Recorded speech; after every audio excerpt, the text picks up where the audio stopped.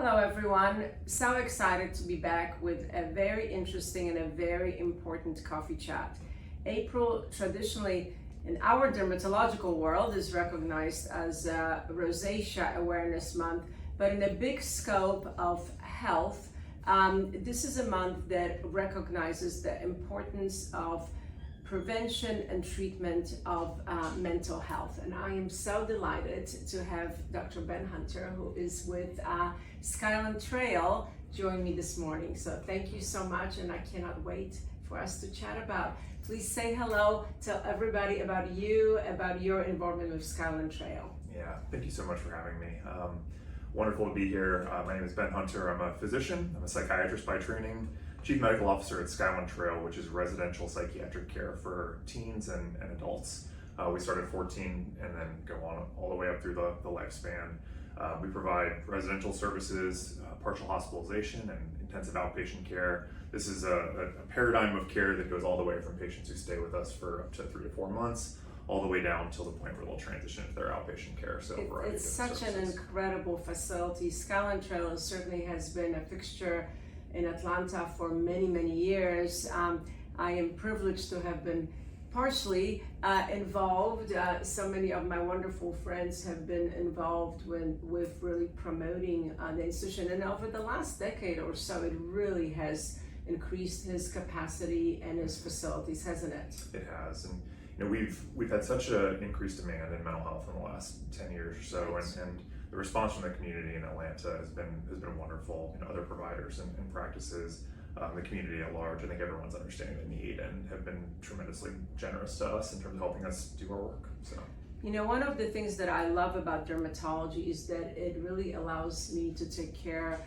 of the whole family. And our focus, of as many specialties, many of you think of dermatology, is taking care of acne and adolescents with acne. And that's kind of the focus of the conversation that I wanted to have, focusing on that age group and the issues that they bring to us, which many times literally can be a reflection of what's going on inside.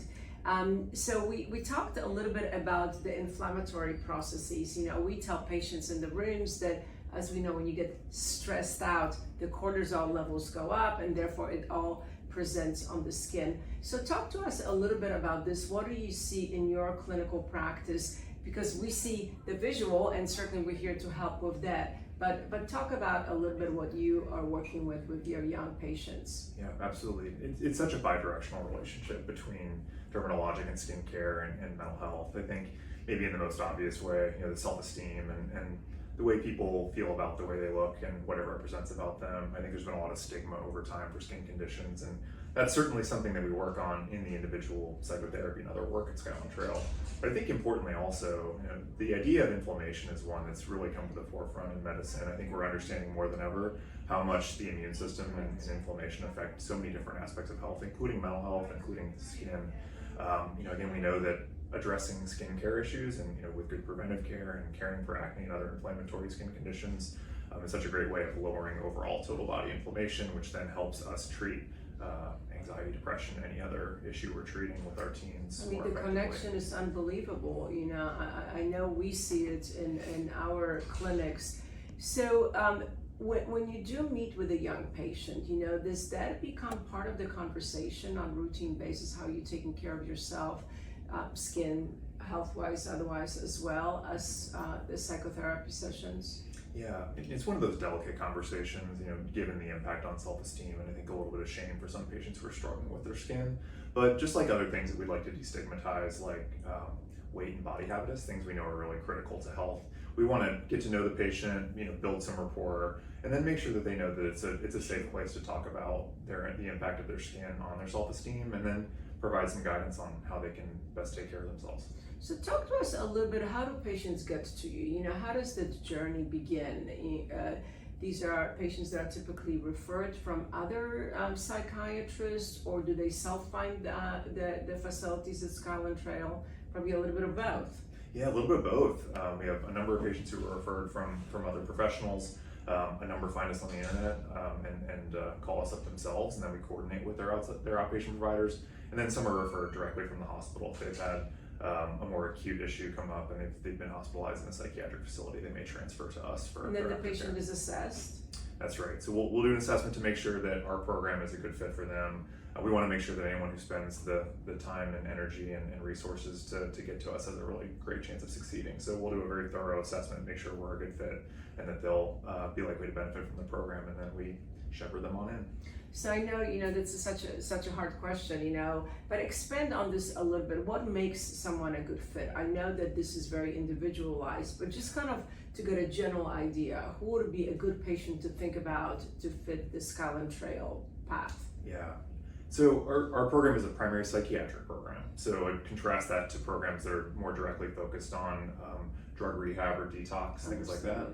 I think patients coming in need to be aware that it's going to be a very intensive psychotherapy process. We're going to spend a lot of time not just using medications and other biologic interventions like brain stimulation, but also really focusing on the underlying drivers and the psychology, the behaviors that have kept them from being well or staying well over time. So, there's often a little bit of an assessment of engagement and whether patients are really at the place to do the work and to really push through some hard moments in therapy, because I think almost by definition, good therapy is going to be challenging. So we want to make sure it's the right time, and there's certainly no judgment. Not everyone's at the right place to do, 2 to 4 months of really intensive work, but we want to make sure they're on board. We try to gauge social support as well. We involve the families. It's so important to have the whole family system and supports involved too, to make sure that not only are we going to fix what is typically a systems issue, often there's an equilibrium built in a system around illness. We want to make sure that we adjust things so that when the patient gets well, they don't get pulled back into their illness by it. And most patients are outpatients, is that correct? There are a number of beds that are for,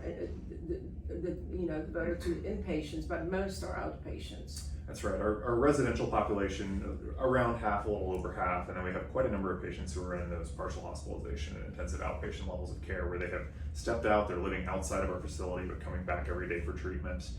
They're practicing the things they're learning, they're working on the behaviors, they're seeing the pitfalls, as they're transitioning back to their lives. So we have a good chunk of both. We're so looking forward because you were so kind to understand the benefit and the need for dermatological care. So we're excited that we're coming onto your campus, and we'll be talking about acne and skincare, and maybe even chat about a journey that many of our patients take with great success and how it has positively reflected on them. I think that we do in our clinic see the incredible need. The number of patients that are needing mental health support are incredible, and I'm sure you agree.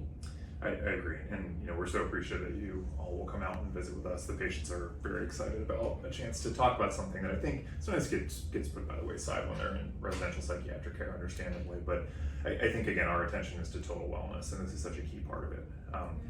We are unfortunately seeing many patients who have issues in their teens, young adulthood into their even 30s and 40s, where this is one of the first times they've ever actually been able to seek mental health care or receive mental health care. So I think the awareness piece of it is huge.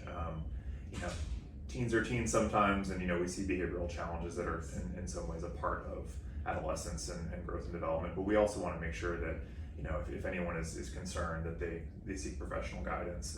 There's so many times where what looks like teen behavior is actually the first signs that we may have something really worthy of being treated. So. And of course, you'll be able to find that out. We are going to link with Skyland Trail. I love the message of total wellness.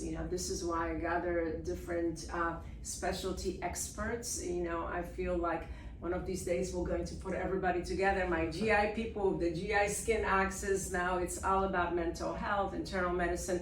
But the total wellness message, I think, is so important, and it's so important for the young patient. So I am so happy that we can continue to bring it together. Thank you, everyone, and I can't wait to report to you when we are on site at Skyland Trail and on their campus chatting with your patients. Thank you, Dr. Hunter, very much for joining me this morning. No, thank you so much for having us, Dr. Pare, and we're looking forward to working with you going forward. Thank you so much.